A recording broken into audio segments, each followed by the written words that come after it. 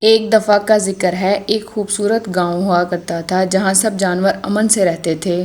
گاؤں کے بیچوں بیچ ایک تالاب تھا جس میں رنگ برنگی مچھلیاں تیرتی تھیں۔ اسی تالاب میں ایک بطخ رہتی تھی جس کا نام بٹو تھا۔ بٹو بہت خوش مزاج اور باتونی تھی، لیکن اکثر وہ تنہائی محسوس کرتی کیونکہ اس کے پاس کوئی قریبی دوست نہ تھا۔ دوسری طرف گاؤں کے کنارے ایک کھیت میں ایک گدھا رہتا تھا جس کا نام گڈو تھا۔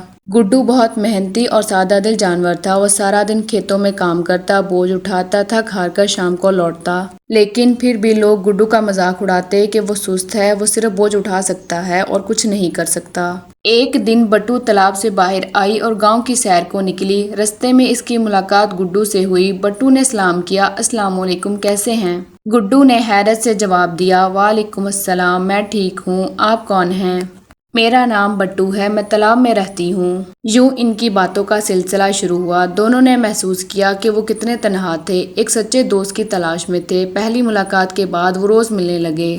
گڈو ہر شام کھیتوں سے فارغ ہو کر تالاب کے پاس آتا، بٹو اسے تازہ پانی کی چھینٹیں مارتی، دونوں ہنستے کھیلتے۔ اس طرح ان کی دوستی اور بھی گہری ہو گئی۔ بٹو نے گڈو کو تیرنا بھی سکھایا اور اس کے ساتھ ساتھ گڈو بٹو کو کھیتوں کی سبزی چکھنے کو دیتا۔ وہ دونوں سارا دن ایک دوسرے کے ساتھ ہنستے کھیلتے رہتے۔ دونوں کی دوستی گاؤں بھر میں مشہور ہو گئی۔ کچھ جانور ان کی دوستی پر ہنستے لیکن زیادہ تر خوش ہوتے کہ دو مختلف جانور اتنی اچھی دوستی نبھا رہے ہیں۔ ایک دن گاؤں میں خشک سالی آ گئی، کھیتوں کی زمین خشک ہو گئی، ہر کوئی پریشان ہو گیا اور تالاب کا پانی بھی کم ہونے لگا اور چند ہی دنوں میں تالاب کا پانی خشک ہو گیا۔ بٹو کو تالاب چھوڑ کر کسی اور جگہ جانے کا مشورہ دیا گیا اور ادھر گڈو سے کہا گیا کہ وہ شہر جا کے مزدوری کرے۔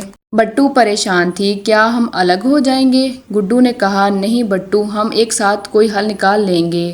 دونوں نے مل کر ایک منصوبہ بنایا۔ گڈو نے اپنے کھیتوں کے قریب ایک نالا کھودا اور بٹو نے اپنی چونچ سے چھوٹے چھوٹے گڑھے بنائے تاکہ پانی جمع ہو سکے۔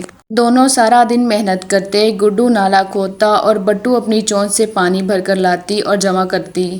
گاؤں کے دوسرے جانور بھی مدد کو آئے۔ چند دنوں میں پانی دوبارہ جمع ہونا شروع ہو گیا اور دیکھتے ہی دیکھتے تالاب بن گیا۔ جب گاؤں کے بڑے جانوروں نے دیکھا تو وہ بہت متاثر ہوئے۔ انہوں نے اعلان کیا کہ دونوں گاؤں کی دوستی کے سفیر ہوں گے۔ ان کی دوستی مثال بن گئی، اگر دل صاف ہو تو کوئی رکاوٹ رستہ نہیں روکتی۔